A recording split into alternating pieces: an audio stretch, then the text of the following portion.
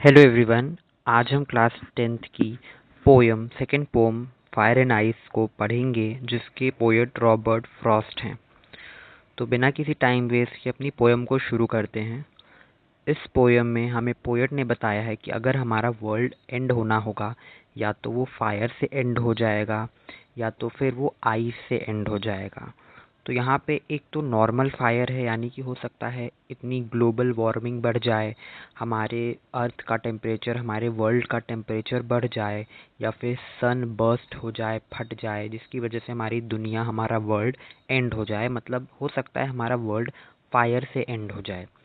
या फिर ऐसा भी हो सकता है जो हमारा वर्ल्ड है वो आइस यानी आइस एज की वजह से, या फिर बहुत ठंड पड़े, मतलब पूरी हर जगह बर्फ़ की चादर सी हो गई हो और सब कुछ जो है, पूरा वर्ल्ड जो है आइस से फिनिश हो जाए, डिस्ट्रॉय हो जाए।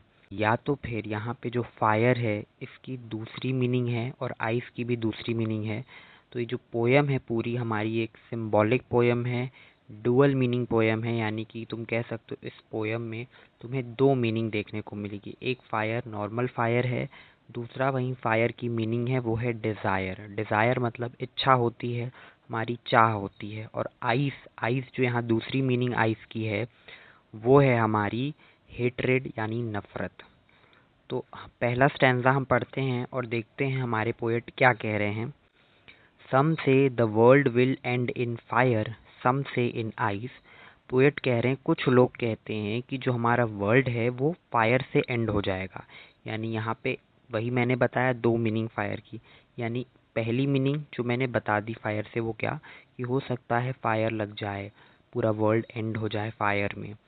या फिर हो सकता है जो दूसरा मीनिंग फायर है वो है डिज़ायर से, यानी कि इच्छा से। जो लोगों की आजकल इतनी इच्छा बढ़ती जा रही है हर एक चीज़ के प्रति, हो सकता है एक दिन ऐसा आए जिसकी वजह से हमारा वर्ल्ड एंड हो जाए। इसको एक एग्जांपल के थ्रू भी समझ सकते हैं हम। जैसे कि हम देख सकते हैं जो हमारा फ्यूल है वो एक नॉन रिन्यूएबल रिसोर्स है।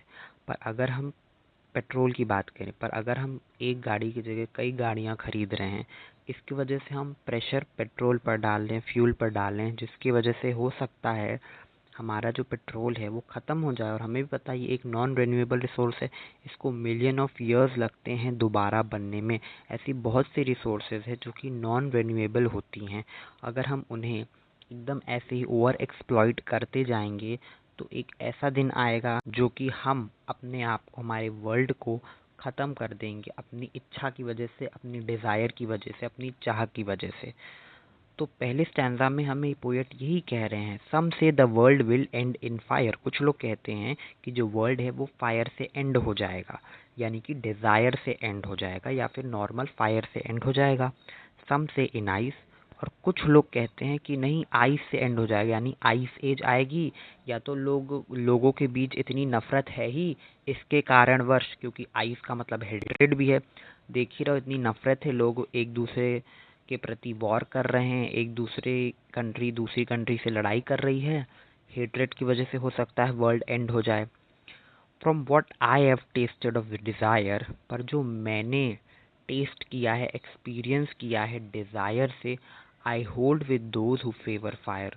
मैं उनका सपोर्ट करता हूँ जो ये कहते हैं कि जो हमारा वर्ल्ड है वो फायर से एंड हो जाएगा। But if it had to perish twice, poet second stanza में हमें कहते हैं, पर अगर यहाँ पेरिश का मतलब क्या है? पेरिश का मतलब है यहाँ पे डिस्ट्रॉय होना।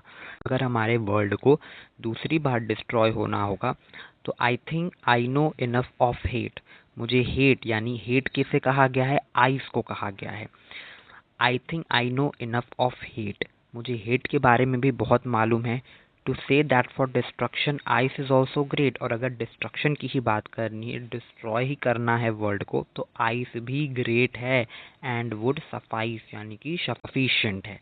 तो सेकेंड स्टैंजा में हमारे पोएट यही कह रहे हैं कि जो आइस है, जो हेट्रेड है, वो भी सफिशिएंट है। अगर सेकेंड टाइम हमारे वर्ल्ड को एंड होना होगा तो तो हेट्रेड यानी जो आइस है वो भी काफ़ी सफिशिएंट है हमारे वर्ल्ड को फिनिश करने में, पेरिश करने में, डिस्ट्रॉय करने में।